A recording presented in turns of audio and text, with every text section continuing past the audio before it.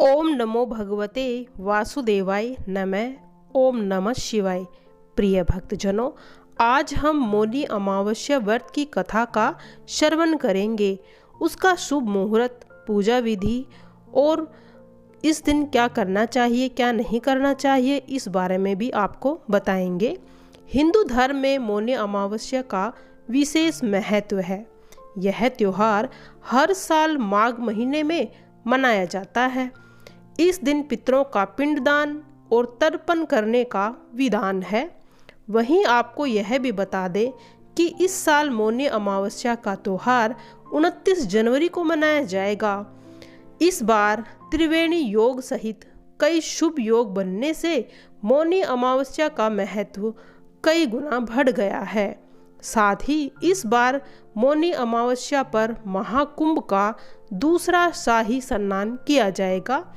आइए जानते हैं दान स्नान का शुभ मुहूर्त, पूजा विधि। हिंदू पंचांग के अनुसार माघ अमावस्या की तिथि 28 जनवरी की शाम 7:32 से शुरू होगी और 29 जनवरी की शाम 6:05 पर खत्म हो जाएगी। वैदिक ज्योतिषी के अनुसार इस साल मौनी अमावस्या पर इस बार मकर राशि में एक साथ सूर्य, बुध, चंद्रमा विराजमान होकर त्रिवेणी योग मनाएंगे। तो मौनी अमावस्या की पूजा विधि। मौनी अमावस्या पर गंगा या किसी पवित्र नदी में स्नान करना चाहिए। वहीं अगर आप किसी नदी में स्नान नहीं कर पा रहे हैं तो घर पर ही गंगा जल डालकर स्नान कर ले। इसके बाद पूजा की चौकी पर एक पीला वस्त्र बिछाएं। साथ ही भगवान विष्णु की मूर्ति या चित्र को स्थापित कर ले। वहीं उसकी रोली वस्तुओं का भोग लगाएं। भगवान विष्णु और महादेव जी की आरती पढ़नी चाहिए और चालीसा का गान भी करें। साथ ही घर के मुख्य द्वार पर जल में हल्दी मिलाकर कुछ छींटे लगाएं और उसके बाद घर की चौखट की साफ सफाई करें। और इस दिन आप मंत्रों का जाप भी कर सकते हैं। ओम श्री पित्राय नमः, ओम श्री पितृदेवाय नमः, ओम श्री पितृभ्य नमः, ओम श्री पितृ देवताभ्यो नमः।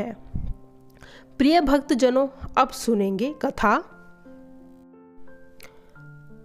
मौनी अमावस्या व्रत की कथा के अनुसार एक गरीब ब्राह्मण परिवार था। उस परिवार में पति पत्नी एवं उनकी एक पुत्री भी थी। उनकी पुत्री समय के गुजरने के साथ साथ बड़ी होने लगी। उस पुत्री में बढ़ती उम्र के साथ सभी स्त्रियों के गुण संपन्न थे।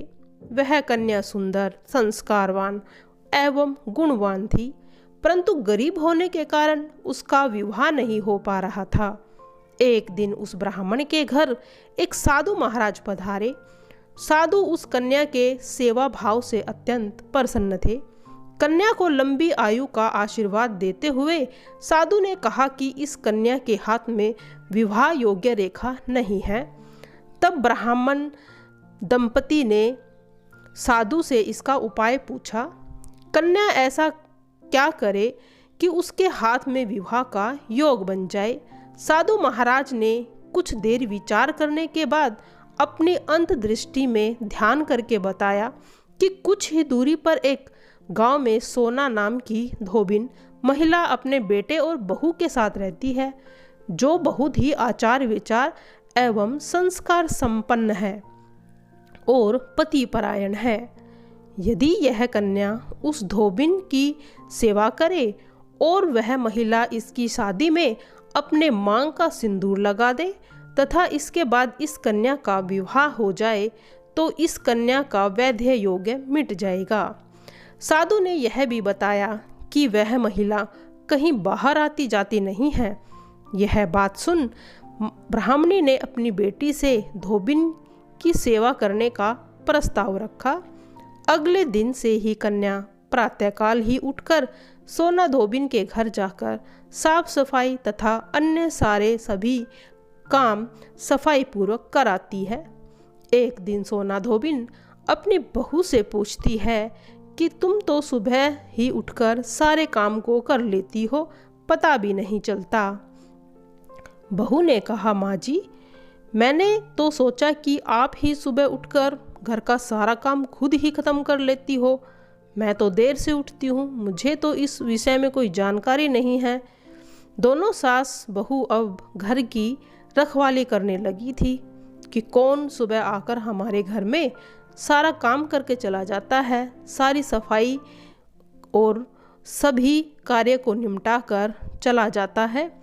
कई दिनों के बाद धोबिन ने देखा कि एक कन्या मुंह ढके अंधेरे में घर आती है और सारे काम करने के बाद चली जाती है। जब वह जाने लगी तो सोना धोबिन उसके पैरों में गिर पड़ी। पूछने लगी कि आप कौन हैं और इस तरह छुपकर मेरे घर की नौकरी चाकरी क्यों करती हैं। तब कन्या ने साधु के द्वारा कही हुई सारी बात सोना धोबिन को बता दी। सोना धोबिन पति परायण थी, अतः उसमें एक तेज था। वह तैयार हो गई। सोना धोबिन के पति थोड़ा अस्वस्थ रहते थे। उसने अपनी बहू से अपने लौट आने तक घर पर रहने को कहा। सोना धोबिन ने जैसे ही अपने मांग का सिंदूर उस कन्या की मांग में लगाया, सोना धोबिन का पति मर गया। उसे इस बात का पता चल गया। वह घर से निर्जल ही चली थी, यह सोचकर कि रास्ते में कहीं पीपल का पेड़ मिलेगा तो वह उसे भौरी देकर और उसकी परिक्रमा करके ही जल को ग्रहण करेगी। उस दिन अमावस्या थी। ब्राह्मण के घर मिले पुए पकवान की जगह उसने ईंट के टुकड़े से 108 बार भौरी देकर 108 बार पीपल के पेड़ की परिक्रमा की और उसके बाद जल को ग्रहण किया। ऐसा करते ही सोना धोबिन का जो मृत पति था उसके शरीर में जान वापस आ गई। सोना धोबिन का पति फिर से जीवित हो उठा। हे अमावस्या की माता, इसी प्रकार से अपनी सभी पर कृपा बनाए रखना। और प्रिय भक्तजनों, अमावस्या के दिन क्या करना चाहिए क्या नहीं करना चाहिए, अब इसके विषय में भी आपको जानकारी देंगे। अगर आप देवों के देव महादेव की कृपा पाना चाहते हैं तो मौनी अमावस्या के दिन स्नान दान के बाद भक्ति भाव से भगवान शिव की पूजा को अवश्य करें। इस समय गंगा जल में काले तिल मिलाकर भगवान शिव का अभिषेक करें। वहीं पूजा के बाद काले तिल का दान कर दें। तिल का दान करने से शुभ फलों की प्राप्ति होती है और इस शुभ अवसर पर बहती जलधाराओं में काले तिल प्रवाहित करने चाहिए। इस उपाय को करने से पितृदोष से मुक्ति मिलती है और साथ ही कुंडली में कोई अगर दोष भी हो तो वह भी समाप्त हो जाता है। मौनी अमावस्या के दिन आप गेहूं, चावल, सरसों, बाजरा, मक्का, ज्वार, दाल आदि इन चीज़ों का दान अवश्य करें। अन्न का दान करने से कुंडली में शुभ ग्रह मजबूत हो जाते हैं और चावल का दान करने से कुंडली में चंद्रमा और शुक्र मजबूत होता है। दाल और मक्का का दान करने से गुरु मजबूत होता है। मौनी अमावस्या के दिन वस्त्र को अवश्य दान करें। आप चाहे तो कंबल आदि का भी दान कर सकते हैं। उसके अलावा पहनने के लिए जूते, कपड़े, चप्पल भी आप दान जरूर कर सकते हैं। इस दिन आप मौनी अमावस्या के दिन मांस, मंदिरा और तामसिक भोजन का सेवन करने से बचें। इस दिन केवल सात्विक भोजन ही करें। इस दिन पितरों का पिंड दान और तर्पण अवश्य करना चाहिए, जिसके करने से उनकी आत्मा को मुक्ति मिलती है।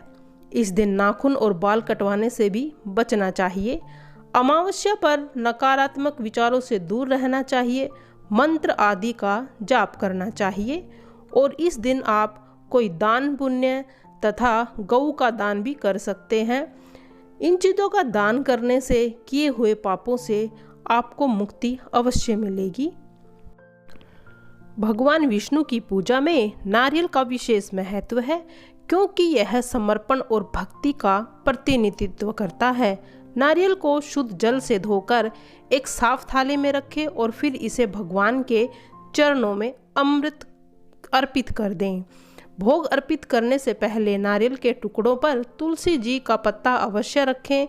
ऐसा माना जाता है कि नारियल का भोग लगाने से भगवान विष्णु अपने भक्तों को लंबी आयु प्रदान करते हैं। पूजा के बाद नारियल को प्रसाद के रूप में सभी घर के सदस्यों में बांट दें।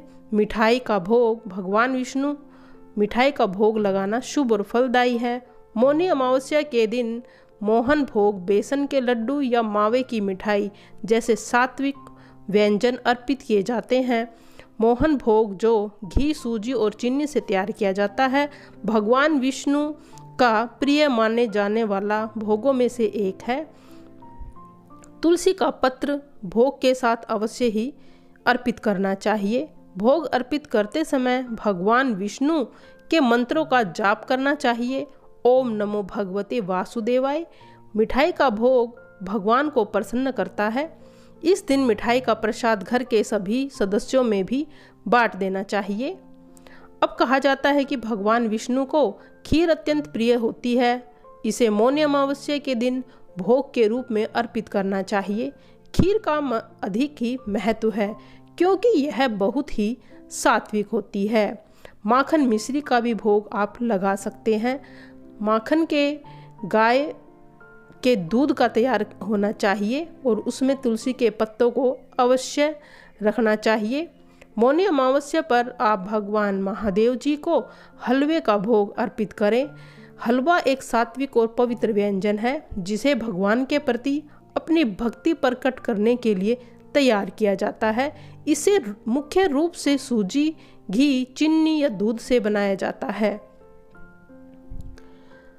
मौनी अमावस्या के दिन सूखे मेवों का भी भोग लगाना शुभ माना जाता है।